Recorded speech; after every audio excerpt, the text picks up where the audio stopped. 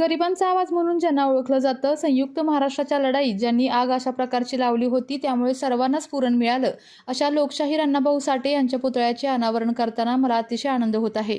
साताऱ्यातील आमचे सर्व मंत्री आणि आजचा जो कार्यक्रम 30 लाख घरांचं काम आम्ही करत आहोत, त्याबद्दल ग्रामविकास मंत्री जयकुमार गोरे यांचे विशेष कौतुक करून अभिनंदन करतो.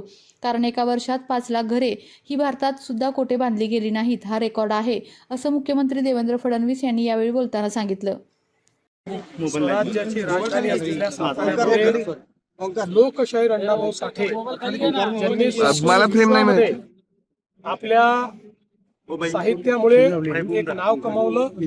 गरिबाचा आवाज, मजुराचा आवाज म्हणून ज्यांना ओळखलं जातं, संयुक्त महाराष्ट्राच्या लढाईत ज्यांनी एक आग अशा प्रकारची उठली होती की त्यांनी अनेकांना स्फुरण मिळालं होतं.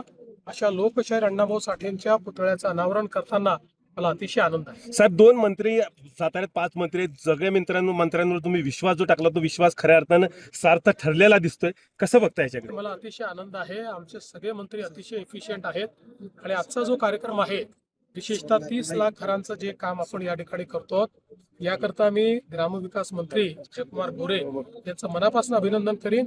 रेकॉर्ड केला, एका वर्षात 5 लाख घरं देशामध्ये कोणी बांधलेले नाहीत, हा रेकॉर्ड. पुढच्या वर्षी 5 लाख.